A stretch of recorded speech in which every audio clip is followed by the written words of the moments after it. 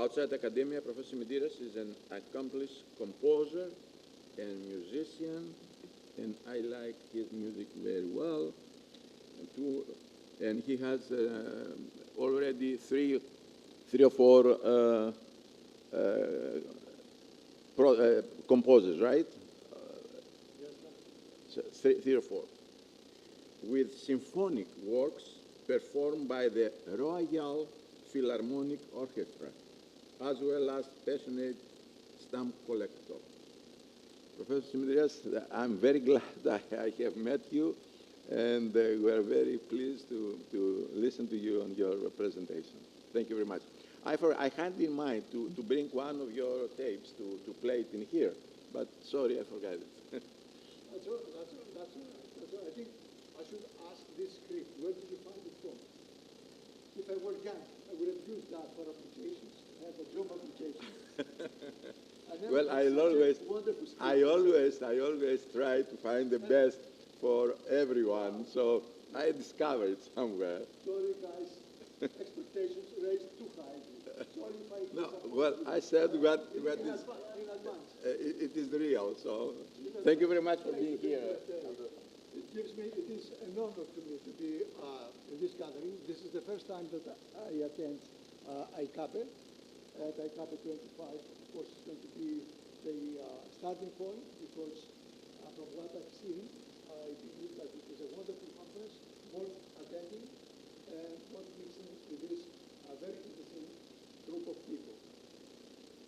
How this workshop decided was basically on the idea that without reading anything about mindful consumption or about sustainability and things like that, coming to Kuwait and going to supermarkets,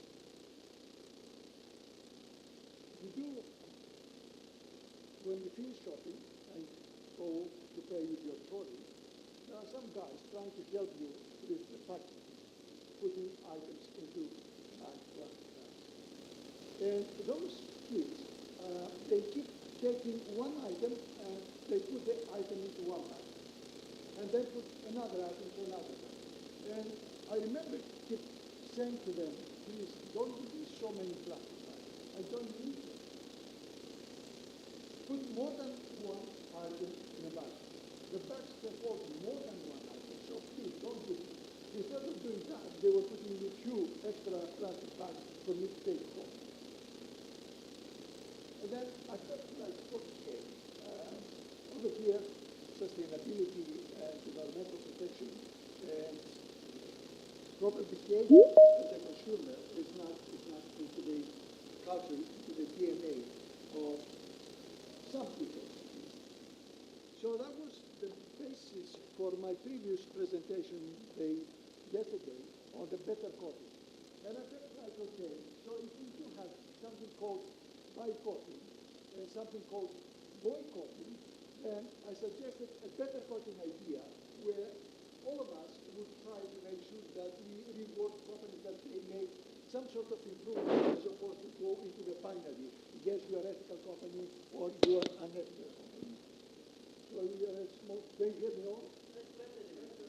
Better with that.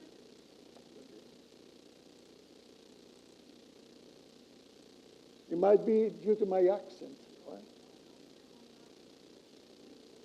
Okay. Yeah, that makes sense.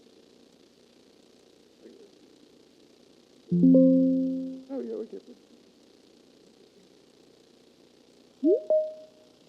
So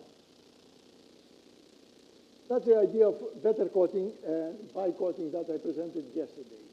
And then with going in heavily into the sustainability and ethical issues, and of course, having done some work on consumer behavior over the years, I decided to think along the lines of an institute on mindful consumption. Mindful consumption is not something new. The term, it is well known to the marketing circle. So I never invented that. But mindful consumption, I found that very, very interesting to do something about, as not as only a paper, but as a project worthwhile for me just before I step aside and go for retirement. And I found this, and with the support of Lefteris, who said to me, Tony, if you really want to run a workshop at the conference, very last day, by all means, feel free to do so. So I said, okay, that's going to be a great opportunity, because now I'm reaching the retirement age. Probably living something like that might be of interest to some other people to pick it up and pursue. Okay, what I have to say today, it is not something, okay, earth-breaking. Simple ideas, some slides, just to see what is the motivation of that idea of inaugurating and launching an institute of mindful consumption. I'm going to go through a number of different slides, just saying that where we are standing now. So humanity faces abundance and depletion simultaneously this time. So we have got much of almost everything, and we are depleting important resources for all of us. So we are in shortage of those resources. So humanity faces this sort of dilemma. And we can consume without being consumed. This is the question. Can we keep consuming without us being consumed eventually in the long scale and the long term? No, probably not. We cannot continue like that. Definitely we cannot. So material consumption has tripled since the 70s. In the last 50 years, material consumption. Okay.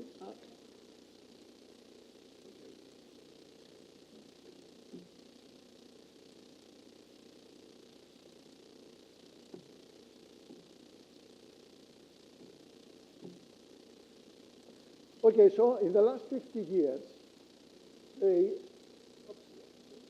the material consumption has tripled. So that it is pretty worrying. And where we are going, easy to make a prediction. 80% of environmental degradations are consumption related.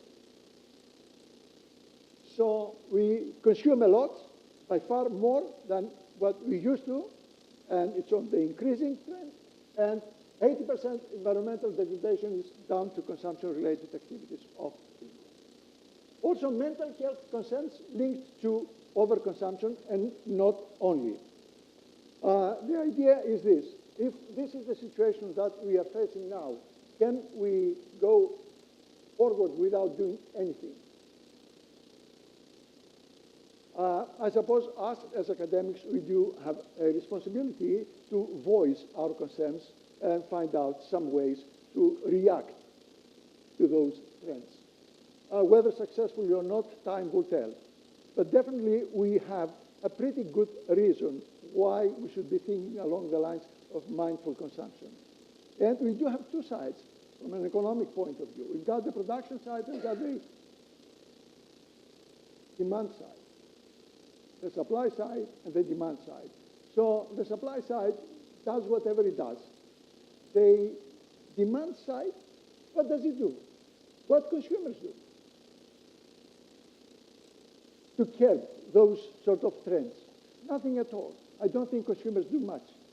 Okay, so that's why the focus is on consumption and consumers as opposed to the supply side of the market. So the economic growth, it is not equal or equivalent to human flourishing. Definitely not. So over there, it is not. So economic growth and human flourishing, they don't go together. They are not equal. They're unequal. Why is that? Our success has outpaced our wisdom. Material growth, yes, it is there, the material growth. Environmental stress, yes, it's on the increase, and psychological distress also on the increase. What do we do? What do we do as academics and as human beings on this earth? Ecological and psychological systemic imbalances are prevalent these days. And the more we go, the more we are going to be seeing those imbalances. You go into the classroom, you look at the kids, and they are on their mobile. If you talk to them, you deliver a lecture, and some important points, and they are on the mobile. You are giving them something, and they are still on the mobile. Everybody, us, at the age of 70, 80, we are on the mobile. Where are we going with that? Okay, in terms of what sort of imbalances we are creating because of energy consumption and demands on energy, and so on and so forth. Okay, mindful consumption is equal to intentional, reflective, responsible engagement. Definitely this is what we see as mindful consumption. So it is intentional. We do an effort to be mindful in our behavior, reflective, to reflect on whatever that is going to mean if we behave in different ways, responsible engagement. So we should engage into the ecosystem in a responsible way. Otherwise, we are going to be violating simple principles of sustainability.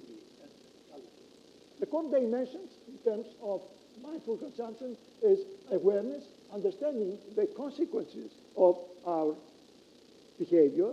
So this is awareness, and it's the starting point, and it's the ending point. No, it is only the starting point to become aware of what we do with our behavior to the environment and to society and all those things. Alignment with the living values. Those should be our living values, the way that we are behaving and acting, and agency, compassionate decision-making of what we should be doing as a result of being ethically and responsible, okay, and the environment and everything else. So mindful consumption is not simply about consuming less, but it's about consuming with some sort of consciousness. And whatever this is supposed to mean, think about the wider implications of our consumption behavior. Okay, why mindful consumption now as opposed to before or later? First of all, climate urgency, digital distraction, and ethical fatigue, it's there. There is no doubt about that. We can observe that, we can measure it, people are saying, so definitely it is the crisis, it is ahead, it is in front of us, and it's ahead of us, and it's going to become even more. So mindful consumption links inner transformation with outer sustainability. First of all, because we are mentioning only the consumption, mindful consumption, we are referring to consumers. As consumers, then we have to deal with our inner transformation. We have to transform ourselves inside us before we can see doing something good for the outer world. And finally, we cannot heal the planet or the ecosystem that we are living in without healing our relationship with the consumption. So our relationship with consumption needs to be redefined. We need to redefine our relationship with consumption. Consumption in terms of having more to be happy and satisfied needs to be revised. Cannot be the motto, not for us, but for the young generation. No, they should consume mindfully and drop our model when we used to wanting to have more to be satisfied and accomplished. The vision and the mission of what we have envisioned into the International University of Science and Technology in Kuwait, the university that I work here. We thought that if we put forward an idea of establishing an institute of mindful consumption, at least we can make one step forward to promote that mindful consumption at our end. And the Institute, of course, will have a vision to advance global movement shaping conscious futures. So we are not going to be limiting that Mindful Consumption Institute or, let's say, initiative only to Kuwait. No, quite the contrary, we are going to go as widely as possible, because I don't think this is a Kuwaiti issue only. It started here, the idea of a Mindful Consumption Institute, because of what we observed happening here. There are in other areas of the world also research done on mindful consumption, not to a great extent, but the idea it is there. But as an institute, I suppose we are amongst the first. I think there is only one or two that now great success so far. Our mission is to integrate mindfulness, sustainability, and innovation into life learning. We are institutions. We do have in our hands our new generations. And of course, we can do a lot with regards to how we can educate and influence the young people that we happen to be privileged to teach. So this is going to be the mission, to integrate mindfulness, sustainability, and innovation into the life and learning. Life for us, and learning for us as well, but for them, more important as the new generation will come on. So the motto for the Institute is going to be from awareness to action, toward regenerative living. So living should become regenerative. So we have to generate, to renew the living in forms that they're going to be sustainable, not unsustainable. So from awareness to action and toward a regenerative living, it is the motto of our idea of the Institute. Now, the foundation pillars for the Institute. First of all, research. Consumer consciousness, sustainability, ethics. We are going to do research on all those fronts. Whatever on the research, I can give you only a simple example. That's from my presentation that I've done yesterday. Yesterday, the presentation that I gave here was on transitioning from boycotting and boycotting to better cotting. And I said that we don't know what it is, better cotting, but we are going to define it. And then if we are going to define it, we are going to measure it. And if we're going to measure it, we're going to get some data, and we're going to find out if this is better than boycotting or boycotting. So let's go for that. So research is going to be conducted on any front that mindful consumption will touch. Second, we've got the education, mindful leadership, and experiential learning. We have to do that, experiential learning. We have to learn from whatever we do on mindful consumption as actions. And finally, through the education, research and education, can go into collaboration, because that's going to be very important, and that will determine the success of the initiative or not. If only IUK or any other university, your university, they try to develop a mindful consumption institute and do all itself, then you are not going to go far. I'm not saying you're not going to be successful, but you are not going to spread widely. So if we are going to succeed in that, we have to spread it. So the Institute of Mindful Consumption is going to be nodes here, there, everywhere. So all these nodes are going to be interrelated, interlinked. Otherwise, we are not going to have the impact on the global scale that we would very much like to have. So collaboration, partnerships across academia, business, and society, everywhere that an opportunity to establish some sort of connections and collaborations, then yes, we are going to pursue in that network of actors that they are going to join into that ecosystem. And that ecosystem perhaps will become bigger and bigger eventually.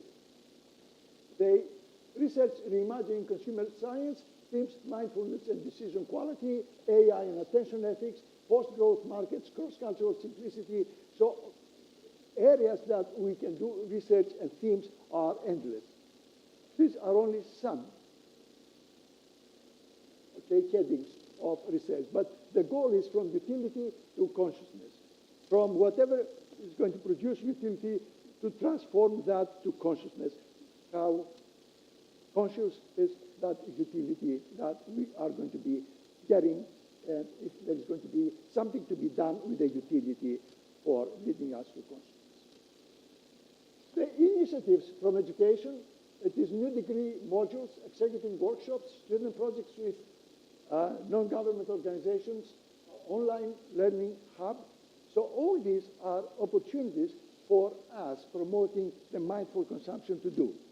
So the sky is the limit as to what we can do with that institute. That institute cannot be strictly only a research base where some academics, well, are going to do some research and will be publishing let's say, a journal or a couple of articles per year. No, that's going to be a living organism within the society, within the university, within the society that we live in. So transformative education must touch the heart as much as it trains the mind for mindful consumption. The heart for people to want to behave, and to become mindful in their consumption, and also the mind to believe that when they do that, they do something worthwhile as opposed to. Okay, collaboration. The last one, building a global ops network. It is mainly over here.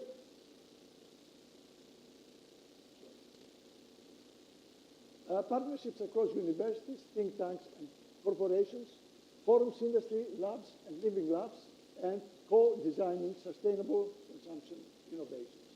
The goal is participatory innovation. This is very, very important. If we are going to capture other people to come and team up with us, then we are talking about the participatory innovation.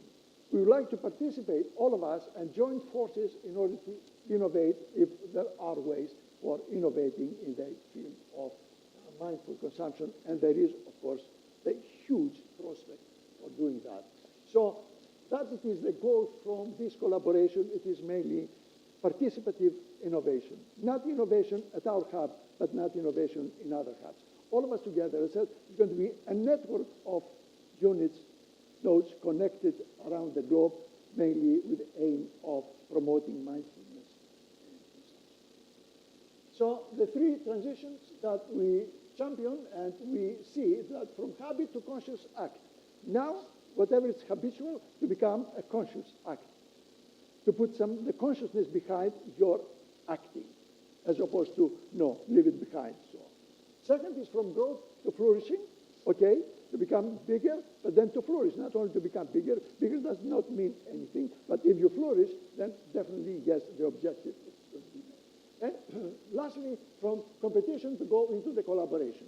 So that's going to be a new paradigm of mindful progress. So we don't have only to say that we can get together, make an institute to promote the mindful consumption, but also we see the bigger picture so that we can turn out to become eventually a bit more than one unit, 2, 3, 4, and eventually if more are going to be drawn in, it's going to become a movement, okay? Very thin at the beginning, but who knows later on. So the ethics of the conscious futures are mindfulness as ethical awareness, yes, definitely. Justice, intergenerational, social and ecological, and personal transformation, collective liberation. So the ethics of doing that, mindful consumption, it is beyond the act of buying and consuming. It is more than that. It is principles-driven. It is not only behavior-driven. Principles-driven consumption, it is by far more and touches on all those things. Ethical awareness. So you really need to become an ethical aware for that. Justice, intergenerational, social and ecological. Think about other generations. Think whatever, all the other connections within the society that we are living in and how that might impact others. And personal transformation, collective liberation. So yes, I'm going to be collectively with other people to liberate whatever we are now hostages to mainly consume more and more and more in terms of quantity of whatever we are consuming as opposed to whether mindfulness that we should put into that. So progress lies not in what we possess, and that should become clear, but how we relate to others and to the world we share. What we possess is irrelevant for people who come into the mindful consumption idea. So we are not here to possess more. Possessing more is not going to give you the happiness, and that is known already by most of us. So, but how we relate to others and to the world that we share. And if we have a better world that we share, then probably all of us will benefit from it. And we're going to perhaps become the champions of having led that movement. aspirations and case studies. Okay, you got examples like in Bhutan, they don't have the gross national product, the GDP. They do have the gross national happiness. So they realize that happiness of people is equally important. Okay, GDP is important as well. But what about happiness? How happy our people are? Don't we have to think about that? And if that it is only for Bhutan, that's okay. But if the whole thing, the whole world, is in one ecosystem that affects all of us, then definitely we must be measuring the gross national happiness. I'm not saying to copy that, but they need to look into the mindful consumption and the happiness of people engaging in activities like that. New Zealand well-being budget. So New Zealand spends a lot of the government budget for childcare, for improving the wealth of children, and also the population, certain sectors of the population. And they're spending a lot of money for that because they are thinking of just improving whatever quality of life the people have. Sweden, circular economy. In Sweden, it's encouraged to reuse those things. If you do have, you can buy, let's say, a used pair of shoes, buy it. You can use a used tie, buy it.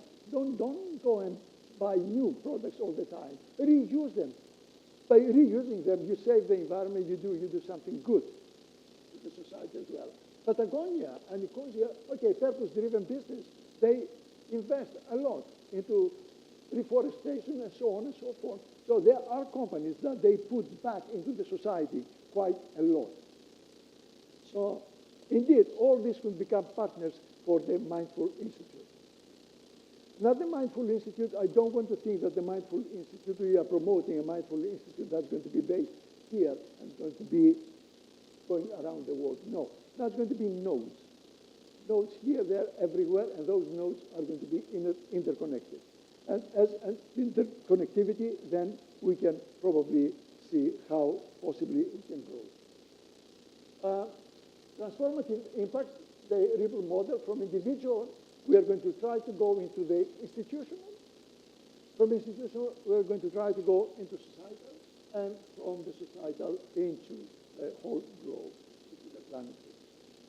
Now you might say, Tony, you are far too optimistic. I tend to believe that consumers can be found everywhere. Consumers are not here and not in Greece or in the UK or in the US or in whatever else. They are everywhere. And consumers are not different, I'm afraid, in different parts of the world. Exactly the same. Material wealth is material wealth.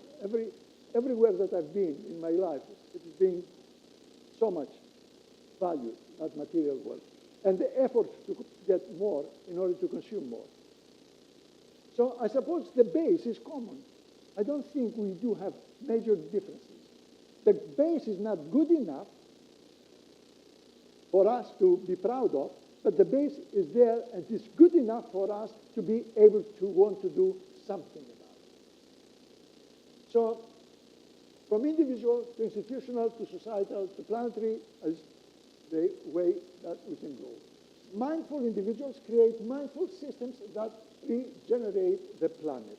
So we are going to start from individuals, mindful individuals, and then we'll rely on those individuals to influence or the institutions, the society, and the planet. Ambitious plan, you might say. At that age of my life, I don't have much, even if it doesn't work. But I will make sure that I try that to be successful, because I believe it is beyond my own benefits. I don't have to gain too much out of research that I'm going to do at this point of my life.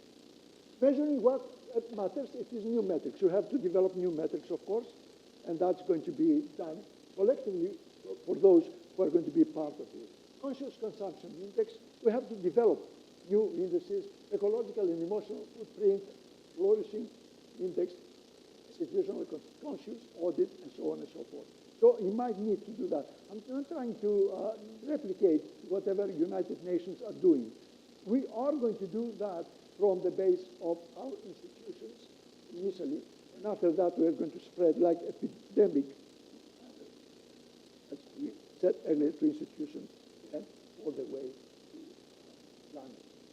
What we measure then is what we value. So we have to be very careful. Whatever we're going to be measuring is whatever we value and we would like to see some sort of improvement. Otherwise, it's not pretty good to measure whatever is measured already with very little impact on mindful consumption. So the founding collaborations, partners, universities, NGOs, corporations, international agencies, UNESCO, UNEP, all these are going to be within our sort of radar and co-developing the global mindful consumption agenda. So the global mindful consumption agenda, they're going to be co-developed. Nothing is going to be kept for the mindful institution that is going to be established here very, very soon. So everything that's going to be developed from that institution is going to be co-developed for partners that they would like to come on board. And we are going to be doing that. So unless we grow and unless we produce by growing, then we are not going to be able to go far. We're going to be stopped. So, but if we keep growing, then that means we can come up with co-developing agendas that we are going to lead to the end. Technology and consciousness, AI for sustainability, ethical design, digital mindfulness. Of course, we're going to rely on technology. Technology is absolutely vital. There is no doubt about it. We cannot forget the technology and AI. And that can help. With now blockchain and everything else, we might be able to track whatever consumers do in terms of mindfulness in their consumption. Bear that in mind. We can even check on consumers, not to spy on consumers, but we have data to check on whatever the behavior they are engaging in and can be guided by the, let's say, behavior, especially if not mindful. And technology is a tool for awareness, not a distraction. So we are going to be using technology. And technology, it is very, very important. On my presentation in my other paper, the first day, probably, let's say, you don't remember that, but I said that sustainable or value creation is mainly down to three factors. The factors are trust, first of all. Second is technology. And third, it is time. You trust inflates technology because technology steps in with that trusting attitude, and then time after that propels like a spiral diagram and builds up all the time. So it is mainly that as well. Tech is going to be a tool on a spiral motion that is not going to be a distraction, but it's going to be building up on whatever we are going to learn. Okay, the mindful campus vision. I also envisage the campus vision as well, campus as a living lab, because our universities could be turned into labs, living labs for mindful consumption. Why not? It's not something bad. Of course, you have to create some sort of code for turning a campus into a mindful consumption lab. But that's within our reach. Circular systems, ethical sourcing, mindfulness spaces, all that could be created. Education is going to be in action. So if you do that, it's going to be education. That action is going to be a major part of the learning process. And to setting an example, the university campus as a microcosm of mindful living. Can we turn those campuses as microcosms of mindful living? If that is the case, if we succeed on those microcosms, then the mega cosmos, or the bigger the cosmos, the entire cosmos, then that is going to be an easy part. So a challenge for us is going to be to get that campus, the university campus, to be seen and to be turned into a microcosm of mindful living. So that is going to give great examples to our students, to our next generation. Okay. The commitment to action, research agenda 25 to 30. As I said, nothing is going to be created over here. I'm going to go out and I'm going to be asking for participants, collaborators from here, there, everywhere. And of course, the invitation comes to you initially. You come on board and we are going to be trying to do that can be together to be able to do things, then that's going to be part of the research agenda. And that research agenda is going to be put for those who are going to come on board to all of us. So we are going to push the agenda jointly. The Conscious Futures Network, the forum, the World Forum of Mindful Living, and the annual Mindful Futures Report. These are going to be some of the things that are going to be planned within the next, let's say, month or so. So the closing reflection. I do have, if I may, just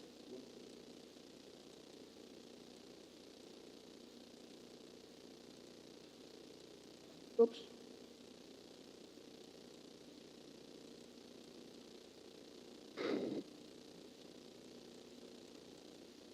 No. I'm talking to, I want to read something as opposed to I want to say. On the closing slide, I really want to read from my notes, which is the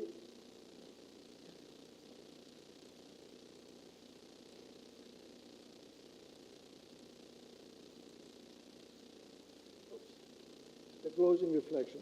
On this one, I really want to read from my notes. I think it is very, very important. A statement to shape conscious futures. We must first awaken the consciousness that shapes us. So it's going to start from us. And this encapsulates the central theme of the entire initiative. That systematic change begins with inner awareness. Inside us, we are going to be aware that transformation is not merely strategic or institutional, but existential and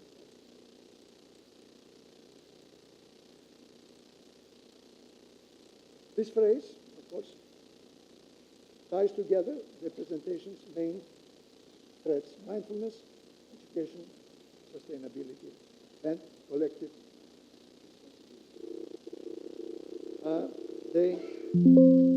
the call to join us as researchers, educators, and collaborators.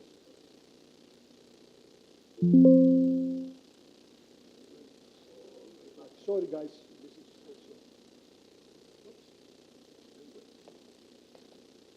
let me finish the reading because you've seen the slide anyway. The call to join us as researchers, educators, collaborators signals that this initiative is a movement rather than a mandate.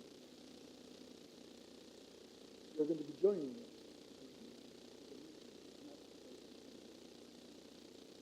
Mandate that rooted in shared inquiry and cooperative learning.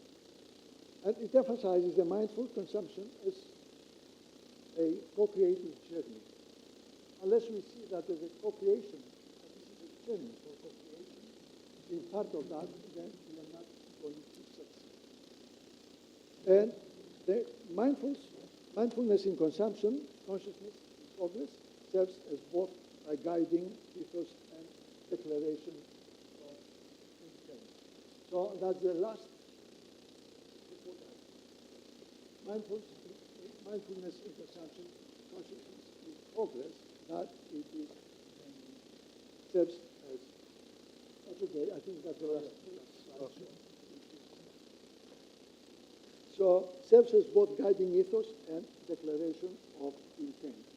So probably I try to, and this is the end of my presentation, I tried probably to leave the presentation in the way that I feel, the way that I feel about doing something for mindfulness. I tend to believe, I'm adamant that the world that we live in, especially the consuming part of the world, it is in some sort of a state of needing urgent attention. Whether that urgent attention is going to be mindful consumption or going to be other initiatives, I really don't know. However, as far as I'm concerned, mindful consumption, we have something something good to give us. And because we are privileged to be academics and to live into universities and having children and the microcosms that we can replicate mind giving at the campuses, we can probably give the spark, the initiative to start something much wider that is going to have very positive effects on the society.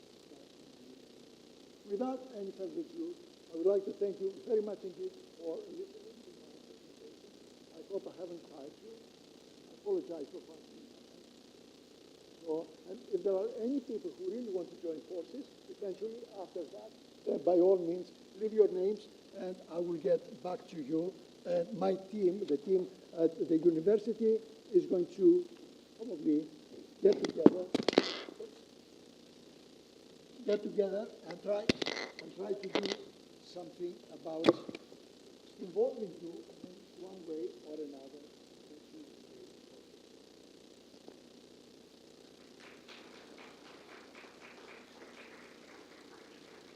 Thank you. I don't think I'm going to have to put it back because I think it's so. That's okay. Thank you. Are there any questions before? Okay. Are there any questions before I go? Yes, please. Yes. Okay. Yes, yes, yes.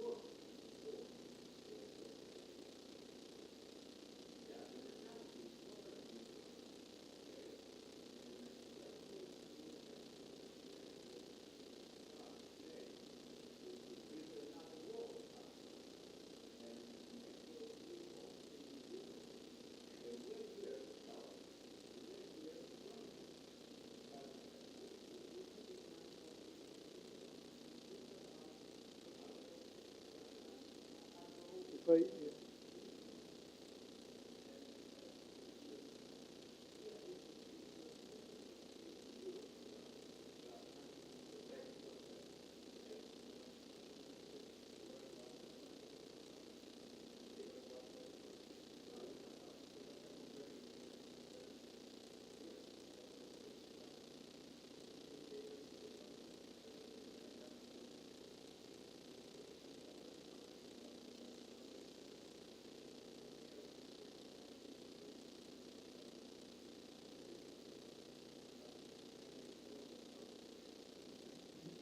can I get,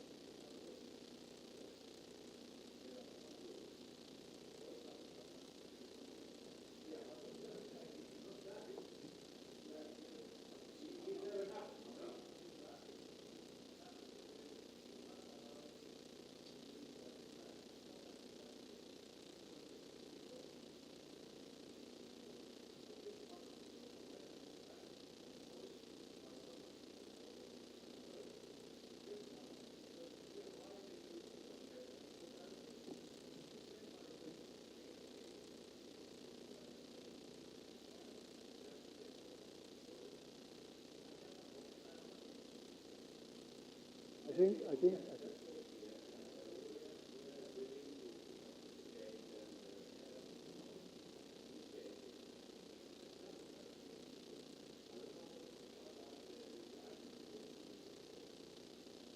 where is my,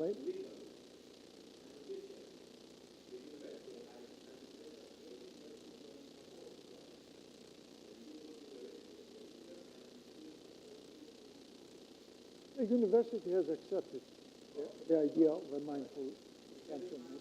So, to an extent, yes, it will support. But I don't want to interrupt this beautiful argument about views. These views are tremendous, tremendous value to anyone who's thinking of establishing an institute of that kind. I don't have any sort of beliefs that it's going to be an easy thing. No, I agree entirely.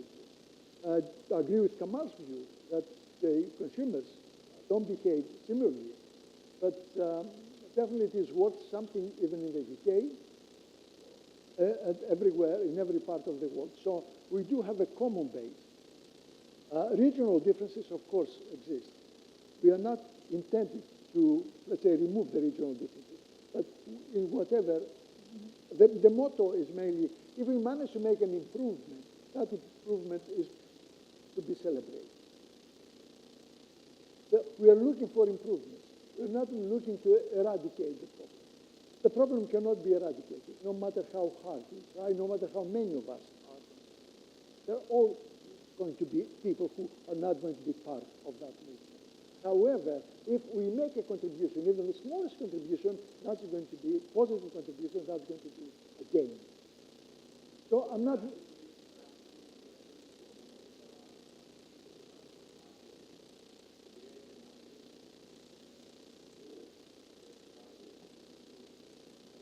No. Outside, which members from outside will become their own mindful institutes in their own universities. And then we're going to have a node of mindful institutes here, there, everywhere, that they are going to be collaborating, not with us, but with all of us.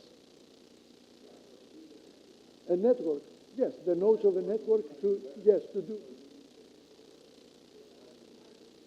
Not only in marketing, not necessarily in marketing, economics, any other, but business related, not. Sorry, come on. Go ahead, come on. Go ahead.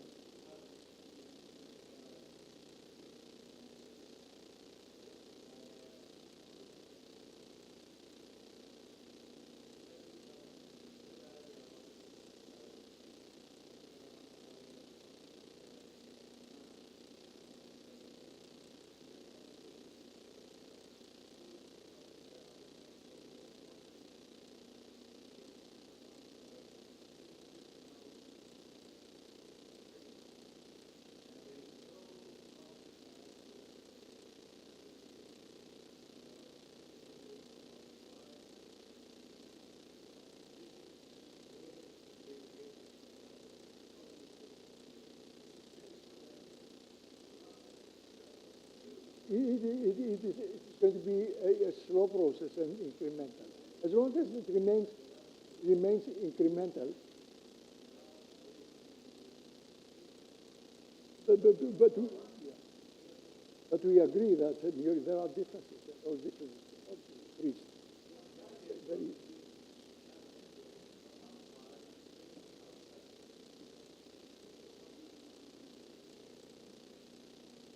this is not an idea to be understood by some policymakers. This is not an idea to be understood by them and to pass it on to us. This is like us, individuals. If we believe that we should engage in some sort of mindfulness in our consumption patterns, then that's it. That improvement is made. So this is a net gain, and this is what I consider net gain. If we transform one person in the world, that's going to be a net gain. If we can transform millions of people, so much the better. Sorry. Oh, very kind of you. Thank you.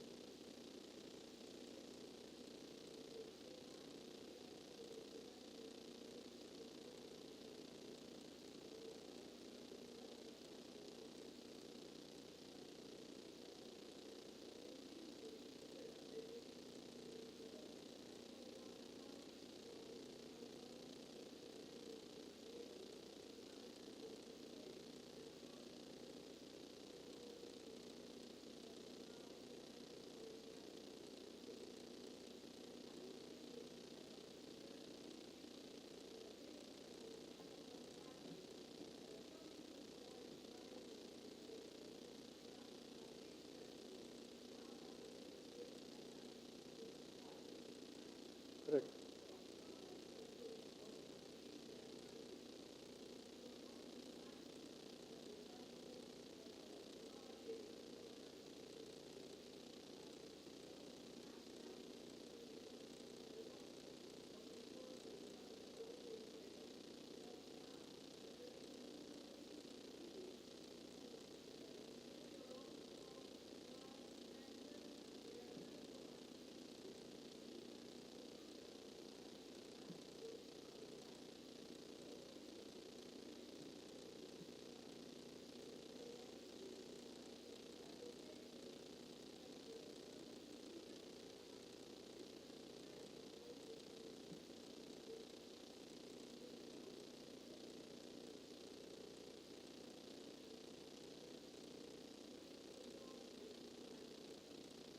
Thank you. Thank you. That's very, very, very encouraging, and thank you for the nice comment.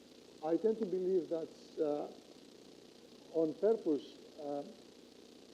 myself and my colleagues, we do not want to touch upon the production side, or how mindful that side could be. Definitely, we believe that the end point of whatever is produced is asking in one way or another.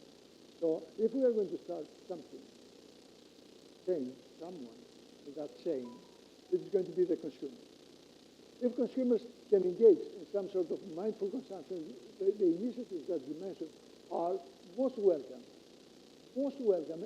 And of course, all those things are going to be incorporated into the movement. And we're going to have great examples, not only to tell people to follow, but also for us to, let's say, promote as much as possible to other parts of the world. So all those good initiatives can become good enough for that, helping people to engage in some sort of mindfulness in the consumption patterns that they are exhibiting.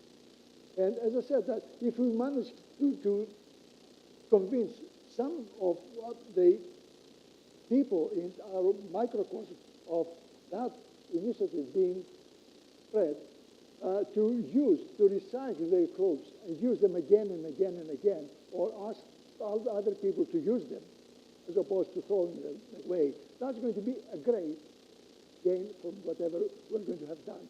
So, but to come back to the original argument, the focus here it is only consumers, not the other sides of the market, not the production side.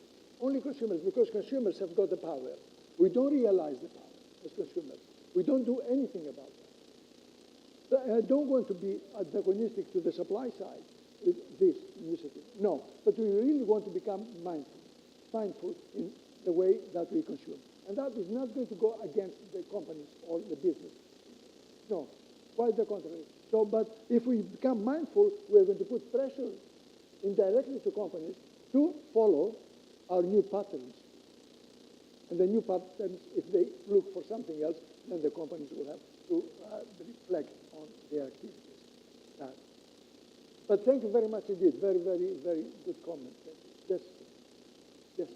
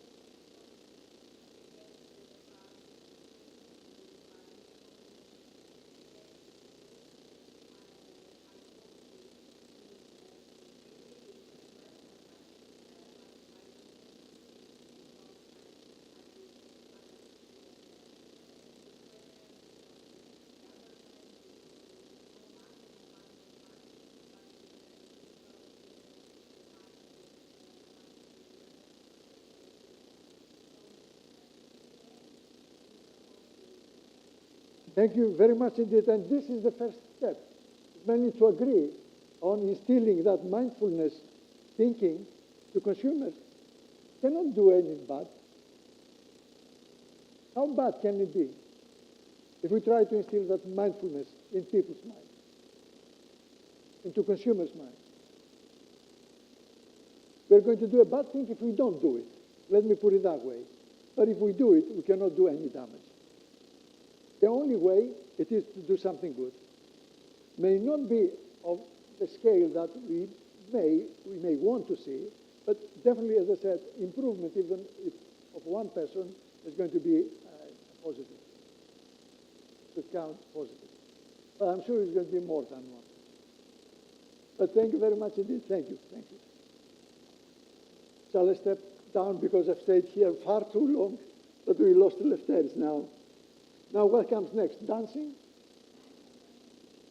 Oh, Tatiana, please. Yeah. Oh, thank you. Thank you, guys.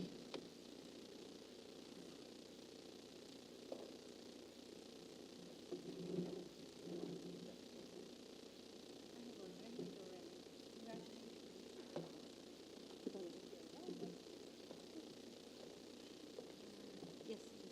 You have the stick? We take a break? Okay. This one is yours. Yeah. Oh, thank you. We take a break. After you, Tatiana? Yes. Oh, no. Sorry. Tatiana, you gave me the point. Which one is? But which one is? He said he has the. Okay, sorry.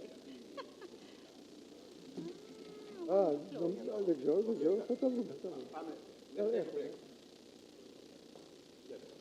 I should leave you the microphone. Yes. Unless you want me to take that with me.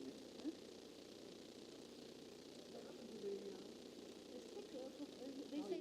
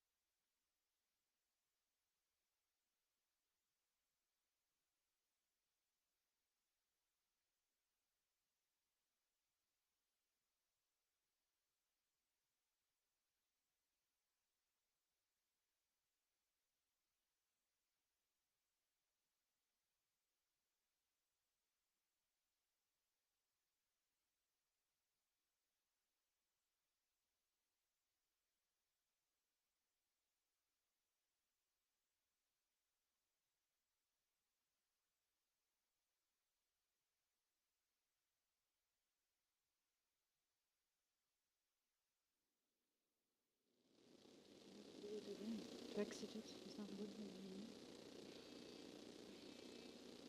Just to move it from the mouse. To learn the trick. Okay, so I think we can start, Professor. Should I start? Yes. Okay, perfect. So thank you again so much for the opportunity to present part of the research that we have performed with several colleagues. I would like to also thank Professor Dalasinos for this opportunity and to the local organizers once again for the incredible hospitality that goes beyond our expectations. It is so wonderful to be here. Since we are talking about marketing in particular, I'm not a professor in marketing, but I will share some insight on continuing the presentation of Professor, and heartfelt congratulations for such an insightful presentation in the morning. We have developed, I'm in the Department of Marketing, International Business and Economics. I mainly represent economics and international business, but together with several colleagues from the marketing department, we also analyzed the consumer behavior. So I am going to share with you some preliminary results of the research that we perform, and also my colleague Andrea Imperia is one of the joint research, Professor Dorozinski. He's in the online also joining us for the session. Professor Elena Stankeviciene as well, so we have joined forces with colleagues from marketing department trying to assess consumer behavior in a digital landscape. More precisely, we wanted to show how technology readiness drives mindful choices in sustainable IoT products. So, continuing the perspective that Professor has mentioned in the morning. So two main topics I would like to entail in my presentation. I'm going to show you some insights into the impact of technology readiness on consumer behavior towards sustainable IoT products. And also, we will try to measure, and I'm going to show you some preliminary results on how technology readiness dimensions. And here we focus only on four. Two are motivators, two are deterring factors. The motivators are optimism and innovativeness. The deterring ones are discomfort and insecurity, how these affect perceived value, then attitudes, then purchase intention, and in the end, purchase behavior of consumers of sustainable IoT products. So the study basically explored the role of technology readiness in shaping consumer attitudes, perceived value, again, purchase behavior, and we examined this to three dimensions, as I've mentioned. We have developed 4 research objectives. First, we wanted to appraise direct, indirect, total relationships between technology readiness constructs and consumer attitudes, then consumer behaviors. Then to examine the 4 dimensions that I mentioned earlier and how these factors influence consumers' perception of value and their likelihood to adopt sustainable IoT solutions. Further on, to demonstrate the critical role of technology readiness in shaping consumer attitudes, perceived value, and purchasing behavior towards sustainable IoT products. And finally, to entail the role and importance of addressing psychological inhibitors and fostering positive perceptions of value to encourage a wider adoption of sustainable IoT products. So I would just like to highlight that we also embedded psychological enablers and inhibitors that affect consumer decision making. So this is a widely interdisciplinary approach. And our research aimed to provide insights for businesses and policymakers aiming to promote the adoption of sustainable technologies. And the strong effects of perceived value and attitudes on purchase intention underscore the need for marketing strategies that not only inform but also emotionally engage consumers in sustainability journey as Professor has also mentioned in the beginning.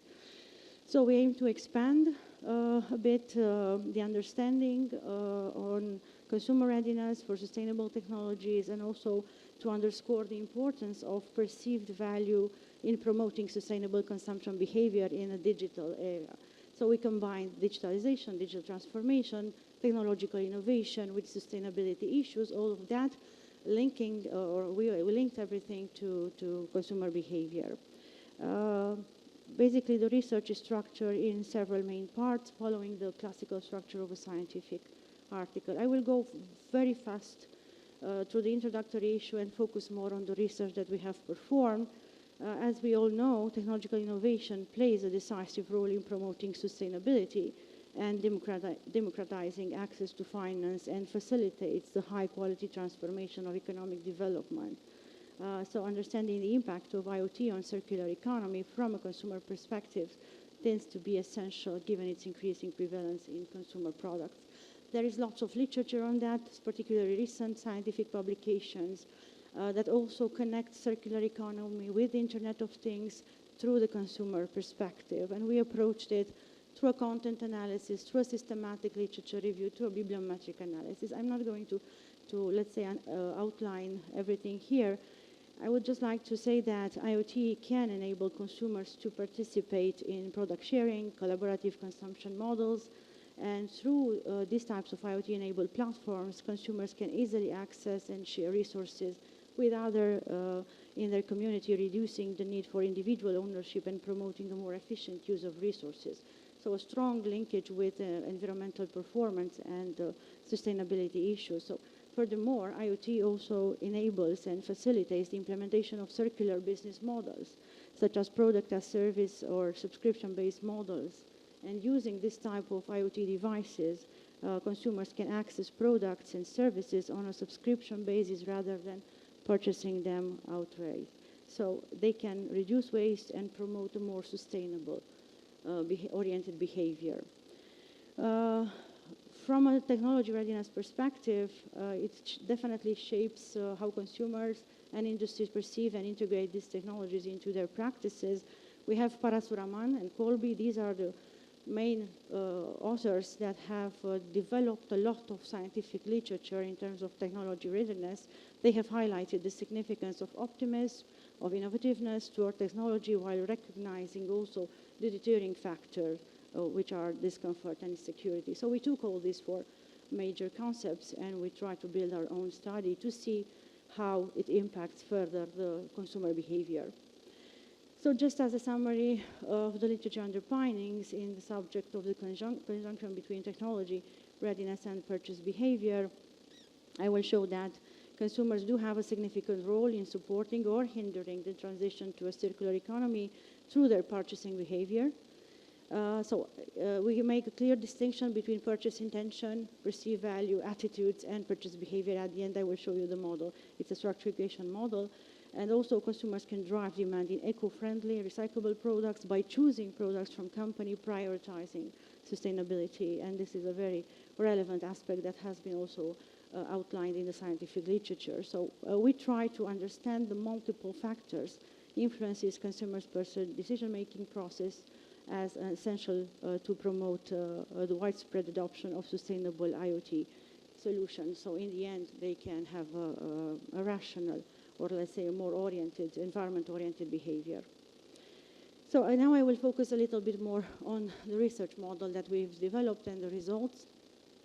Part of the research was already published in International Marketing Review, which is a very good journal in this topic. We investigate the influence of consumer technology readiness on perceived value of technology and subsequently indirect impact on consumer intention to purchase sustainable IoT products. So we follow the initial research of the work of E et al., who have empirically examined the effects of technology readiness on consumer perceived value in the context of digital finance. So we started with those credentials because they demonstrate from an empirical perspective through structural equation modeling, our same methodological endeavor, that optimism has the greatest impact on consumer perceived value, indicating also positive attitudes toward technology that play a key role in increasing perceived value. So we concluded that the 4 dimensions of consumer technology readiness are also important, relevant, so we follow that, including the scales that we've used, because these types of scales have already been tested in literature. So we wanted to show that we do have robustness in our results.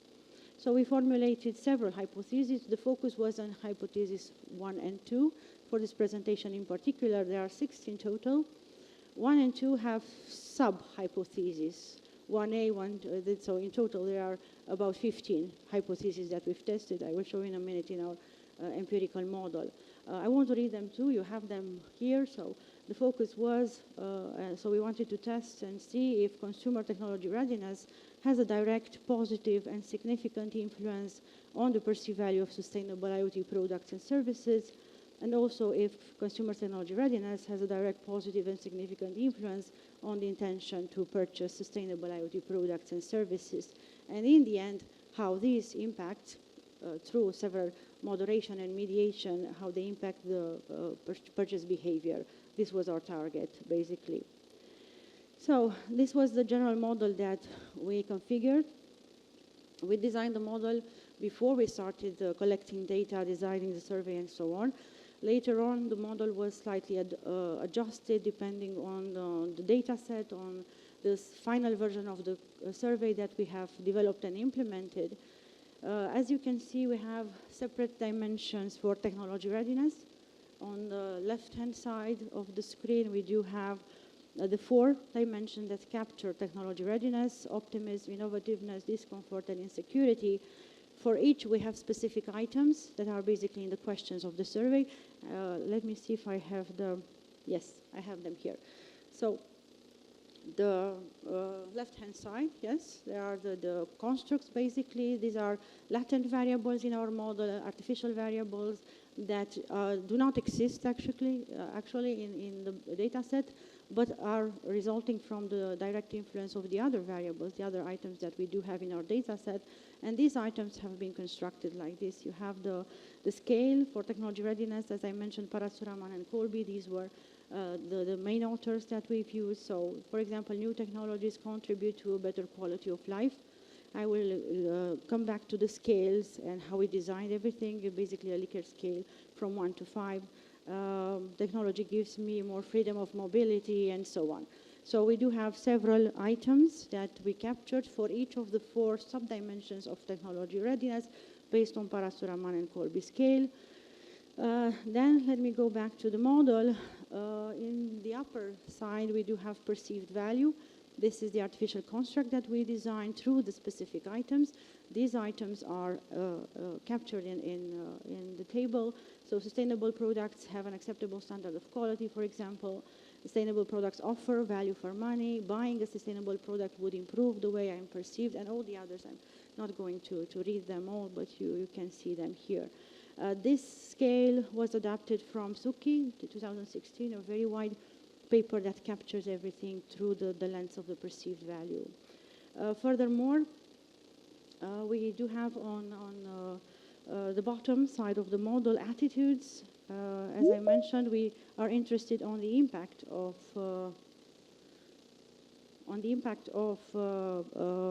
technology readiness on perceived value, attitudes as a mediator, and then on purchase intention, and finally on purchase behavior. So this is pretty much the path, the logical path that we follow. So for attitudes, again, we have some specific items that we have developed. There are several scales that we use here.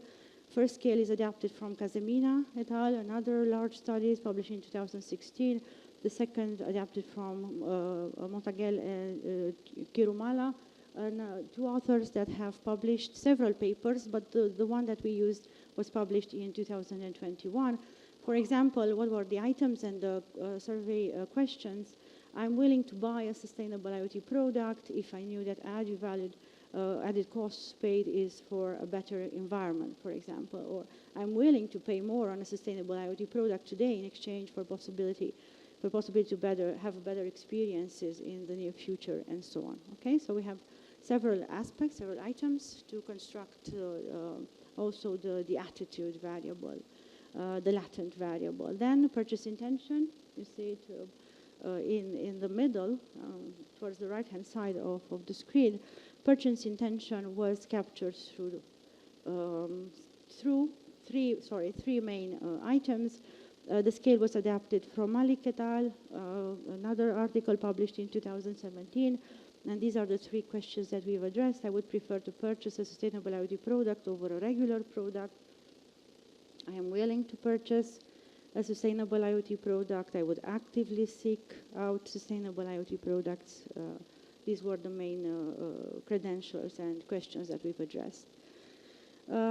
Finally, we have purchase behavior, again captured to 3 credentials, and in the upper corner, on the diagonal part, we do see also the personal characteristics, because we also wanted to see how age, gender, educational background, employment, the job of the respondents have a certain influence. How do they impact positively or negatively or not at all the purchase behavior in the end, wage levels, salaries, and so on. So for the purchase behavior, the questions that we've addressed, and the scale was adapted from Montagel again and Kirumala, the article published in 2021.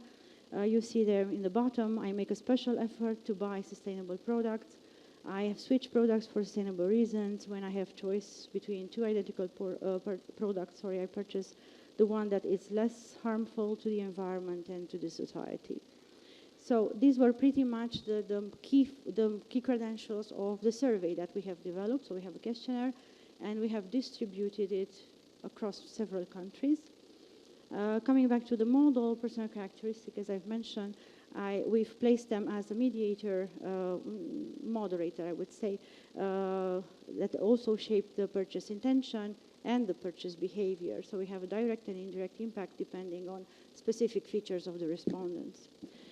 A few words about data. So the study was conducted in Romania, in Latvia, Lithuania, Poland, and Portugal, but also Turkey and Kyrgyzstan.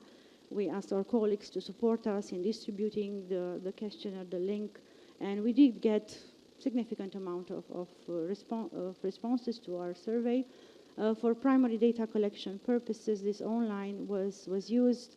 Initially, there were 285 fully completed questionnaire responses that were received, and the distribution through an online survey allowed us to capture even more. So the sample is not that large from the beginning, but it does have potential.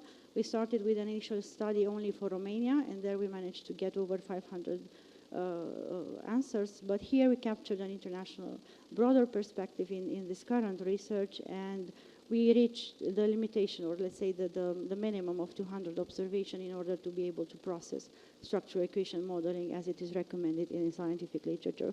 But still, the sample is quite small, so we have it like a research limitation and a possible future direction.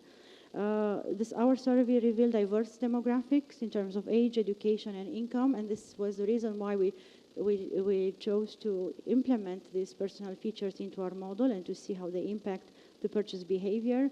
Majority of respondents, over 50%, fall within the 18-25 age group, because we talk about technology readiness, about how people use technology or embed technology in their lives, and this is let's say the largest majority of people that are born to technology.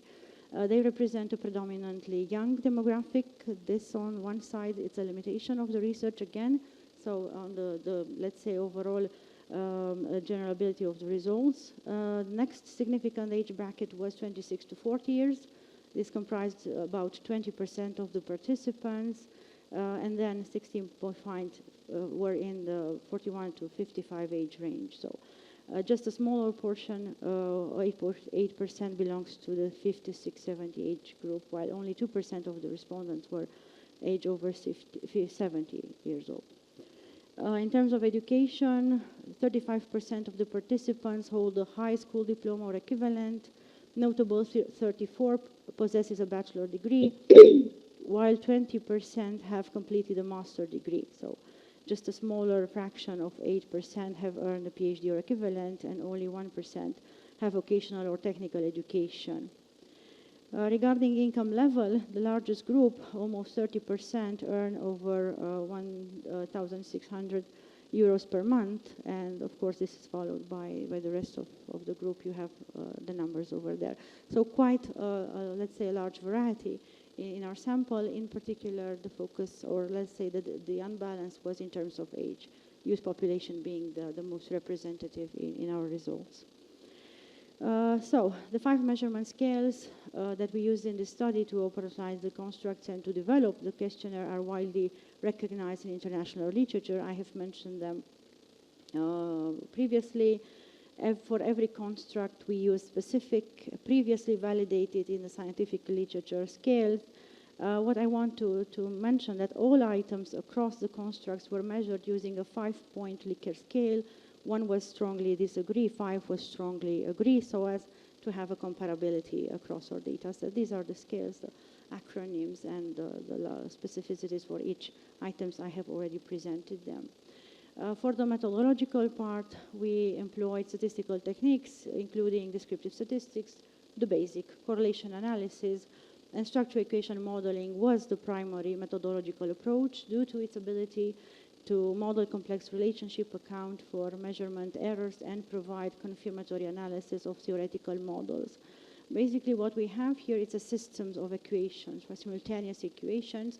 Instead of running like a regression model, 20 regression model, we run them at the same time, and we get robust results even further because we employ the maximum likelihood estimator.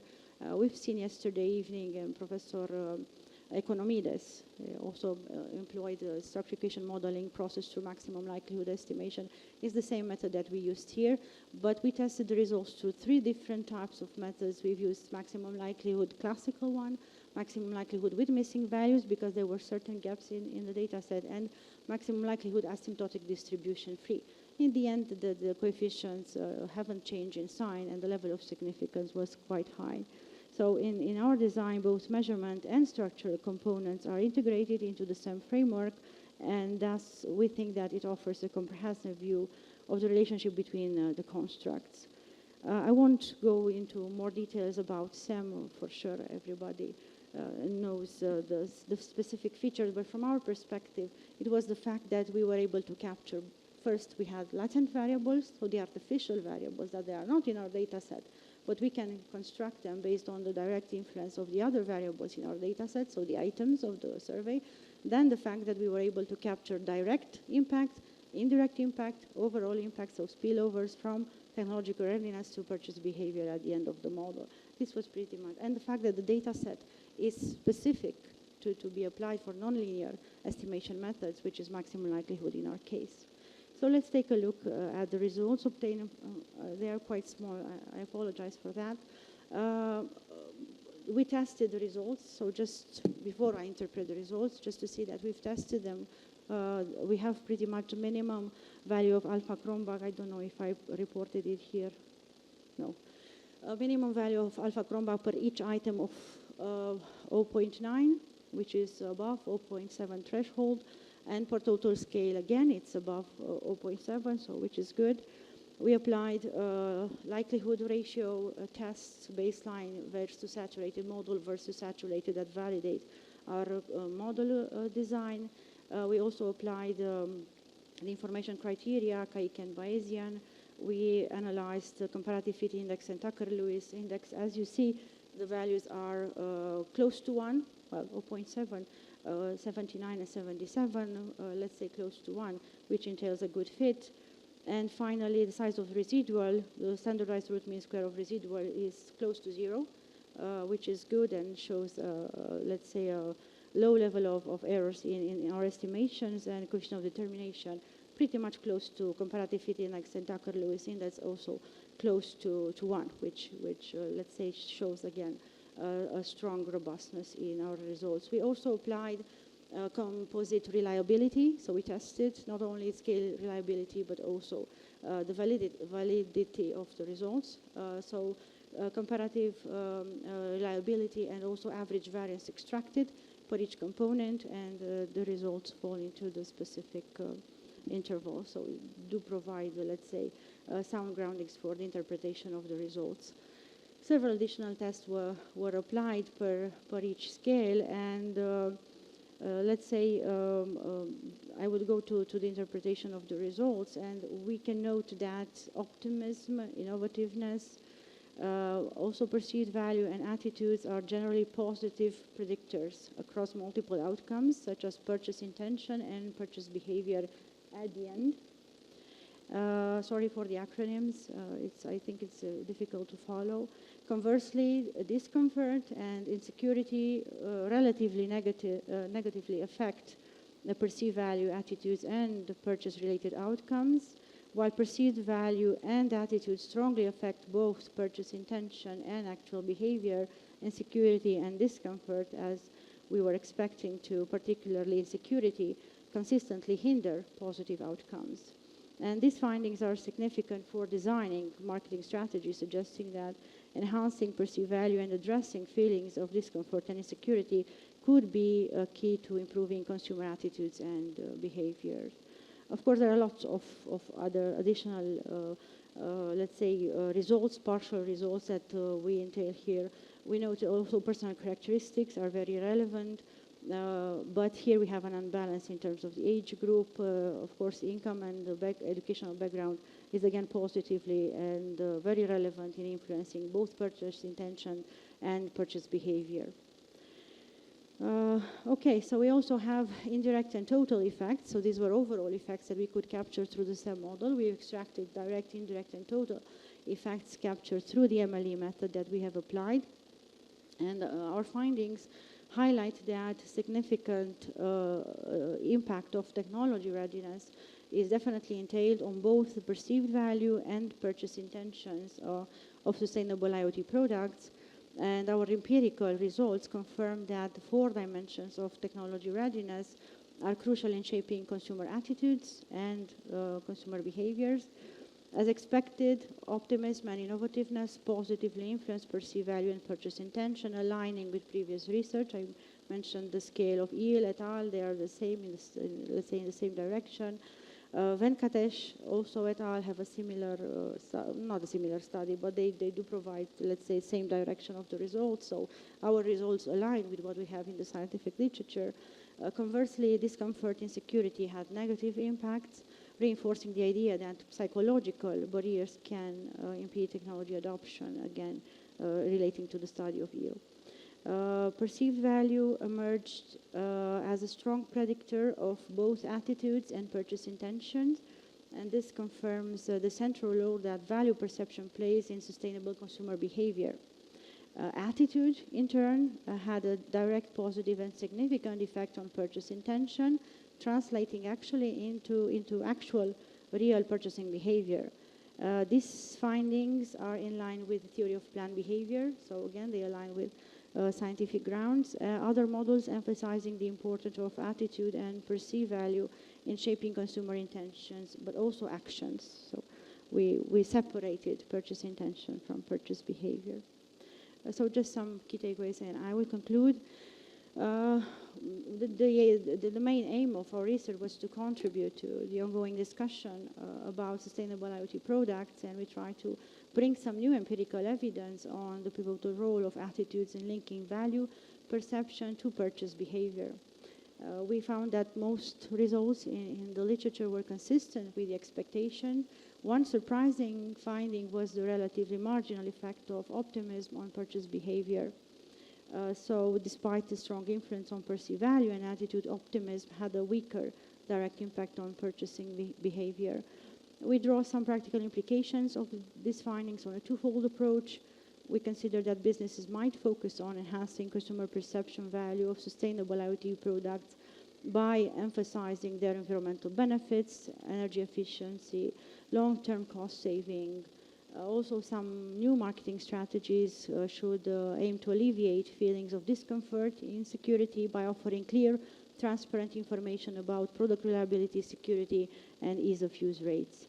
Second, another practical implication that we draw from our results, a strong relationship between attitudes and purchase intention suggests that campaigns that promote positive attitudes towards sustainability, some initiatives that Professor has mentioned in the morning, outlining the benefits of IoT products will likely increase purchase intention and would likely lead to an adequate, environmentally oriented purchase behavior. Also at the governmental level, maybe policies and educational programs might raise awareness about the importance of sustainability and can further support the shift in consumer attitudes. So we would have a keen focus on environment-friendly products and an adequate oriented to sustainability purchasing behavior in the end. Thank you so much.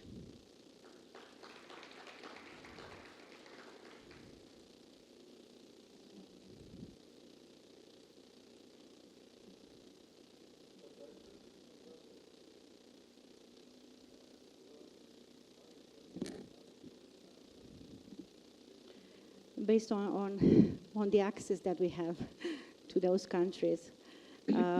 Meaning that we had our study in Romania, we were in Romania, and we asked basically our colleagues to support us by distributing the survey where they had some connections or where they had, so we had this limitation because it was widely published. We distributed to the regular networks. It was a Google form that was posted everywhere, but unfortunately it was a low number of respondents that replied, so we asked for friends support in distributing the survey, and this we collected about 300 observations. Gender is not available.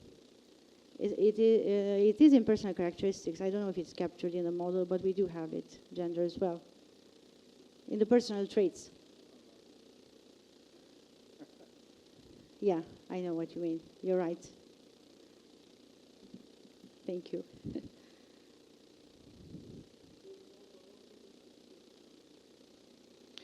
It is to be expected, but we were expecting a keener results. It means that also the level of statistical significance is not that high, so we don't have a 0.1 threshold. We had just a 5 to 10% threshold.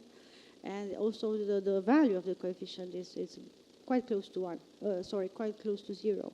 It's positive, but not that keen. So this is why we expected maybe a little bit more in shaping purchase behavior. Yeah. Was not that high, was not that large.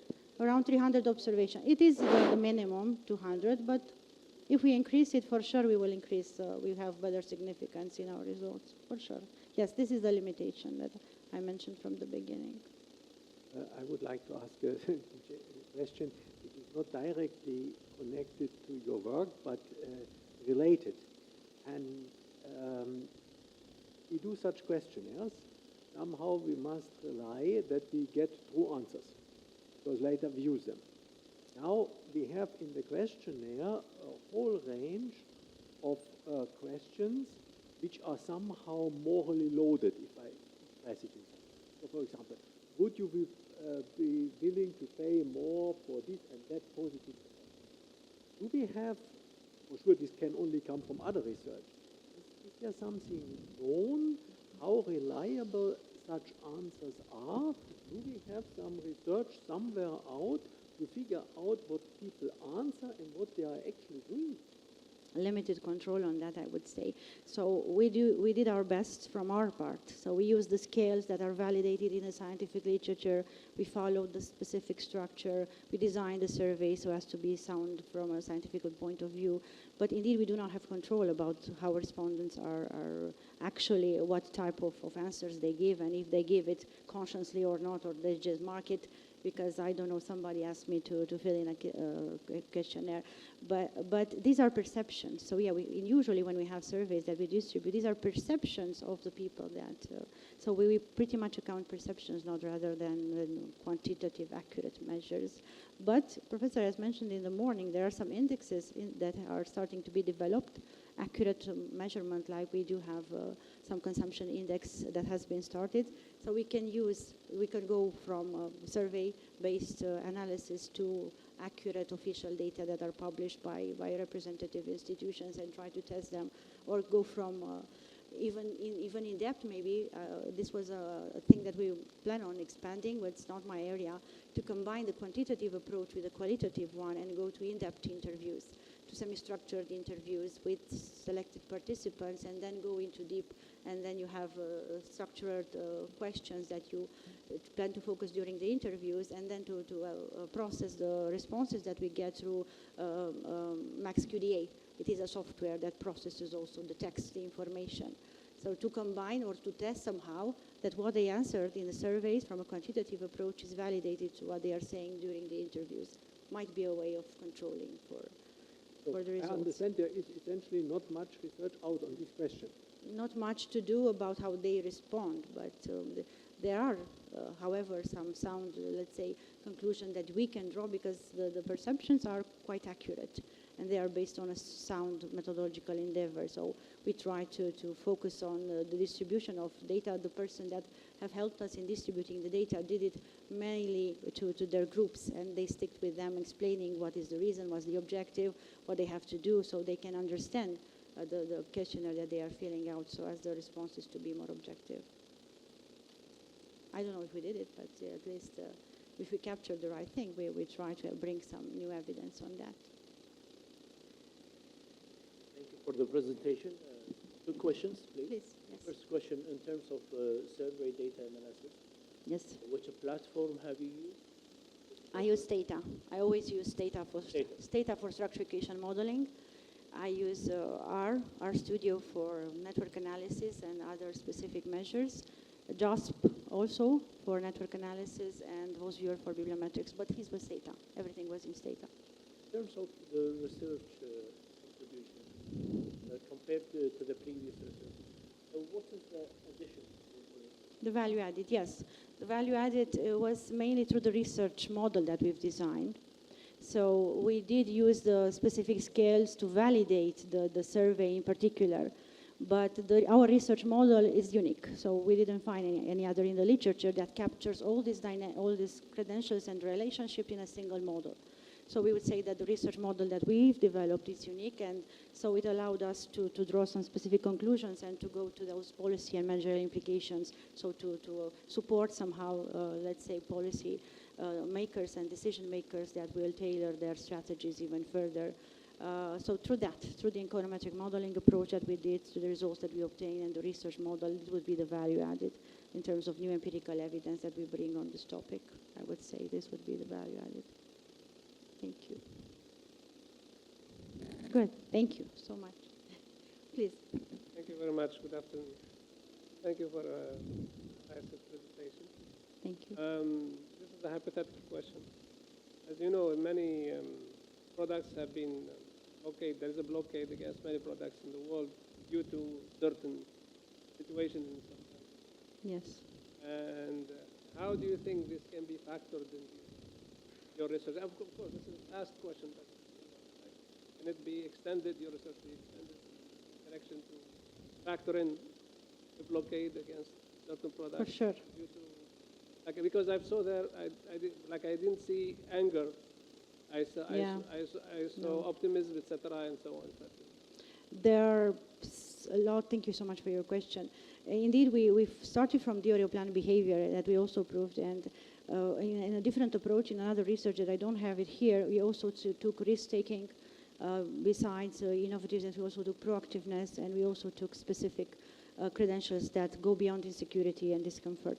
And the results were quite keen. But here we focused only on two motivators, two deterring factors. This was in the end the choice of our research, and also a suggestion from one of the researchers, because initially we started with one motivator and one let's say deterring factor, and the reviewer suggested to expand at least to two per each section. For sure it has an impact. We try to test it, to capture it further in a different research that we've performed. It was published in Journal of Economics and Business Management. We have a different research model, pretty much the same. It was focused on Romania, pretty much the same methodology, but a different configuration that also embeds, let's say, these credentials that I have mentioned. They are limitations of the research for sure. But here again, I go back to the general aim that we had for our study, to capture perceptions of the respondents about the use of, how, not necessarily the use, how they accept technology readiness in their lives, and how, let's say, they would behave in terms of purchasing sustainable IoT products so as to have a friendly, environmentally friendly behavior in the end. So just general perception about products in large, not specific type of products that we could use. For future, yeah, maybe some future work for sure. It's not my area, but I'm doing my best. I'm supporting my colleagues only from a methodological perspective, not in marketing in particular. Thank you so much. Yes, yes.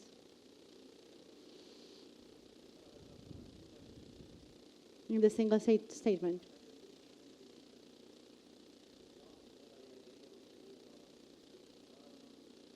Everything.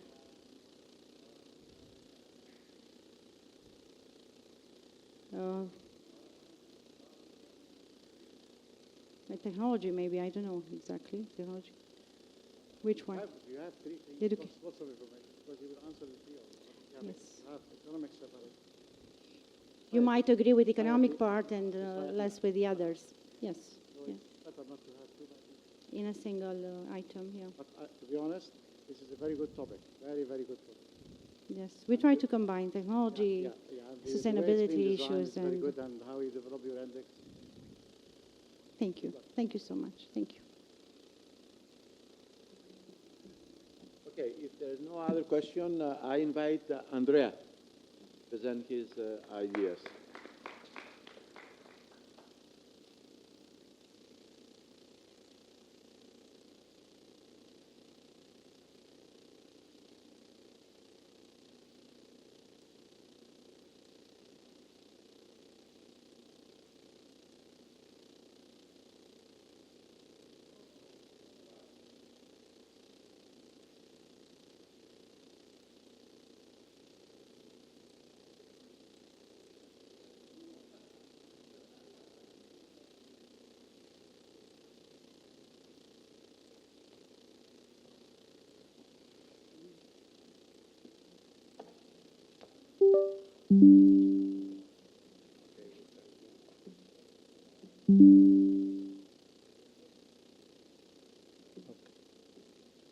Kuwait, and this, the PowerPoint. This one.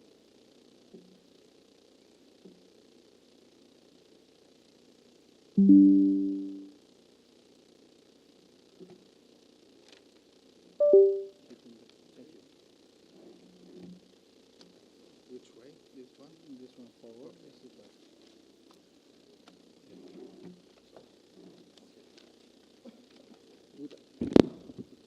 Good afternoon, everyone. First, let me start by expressing my gratitude for your invitation. Your hospitality was really impressive. I'm so impressed that I decided to spend some more days in your country. I'm going back to Rome with a very positive view of the Arab countries. I hope to see all you in Rome for next edition of the ICABE conference. What I'm presenting today is a research project that Professor Noja, Professor Dorozinski, that should be connected, and I have just started developing. And the basic idea is very simple to explain. In short, our aim is to analyze what can be defined as the dark side of the green transition. Let me explain better this point. The green transition is a historical transformation reshaping the economy in all its dimensions of production and consumption, and likely every significant transformation, such as the Industrial Revolution, for example, it brings both costs and benefits. Yet are these costs and benefits distributed fairly among social groups within individual countries and among groups of countries in different parts of the world?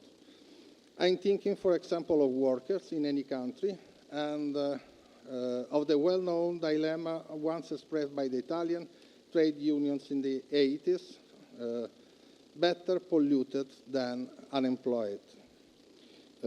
I'm also thinking on a global scale of Agoblushi and Lagos, massive landfills in Ghana and Nigeria, where electronic waste from industrialized nations is exported and processed, let's say, at low cost. Is it acceptable that some social groups and countries bear the costs while others reap the benefits of the green transition? Of course, no, at least from a moral and political standpoint. But is it really possible to make the green transition a fair process in a national and international context, where increasingly decisions are driven by power relations? Can these problems be mitigated to make the transition inclusive at both national and global levels, and how? What kinds of national regulations and international agreements and enforcement should be implemented to ensure that the process towards environmental sustainability won't exacerbate existing and creating new social inequalities?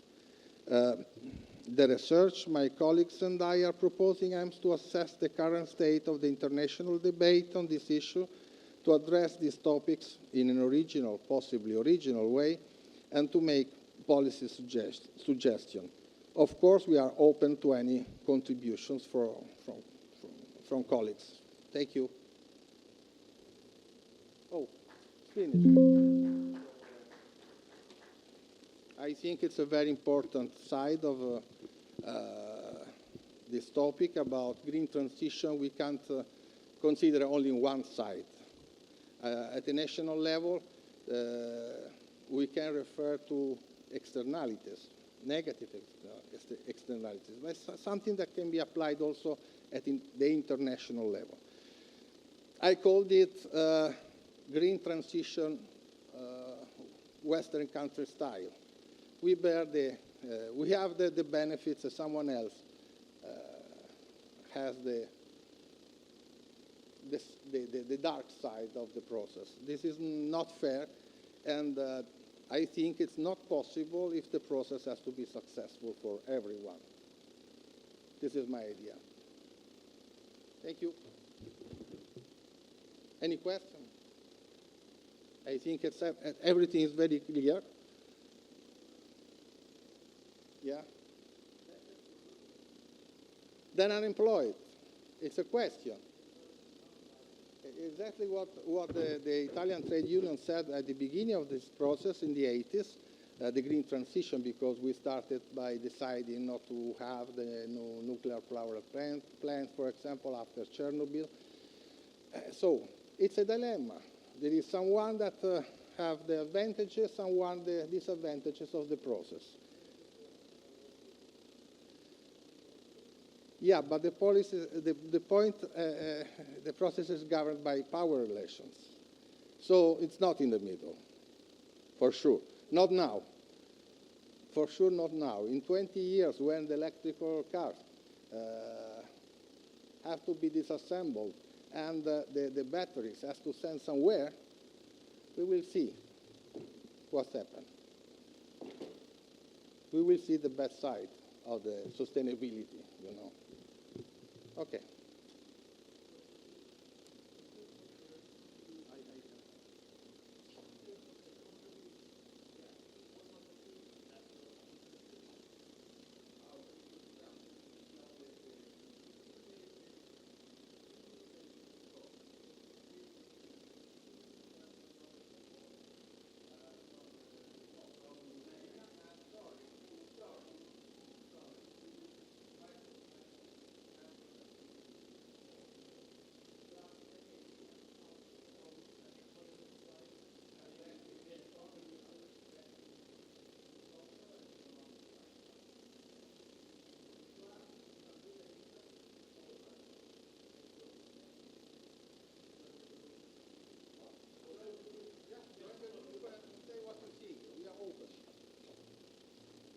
Okay, thank you.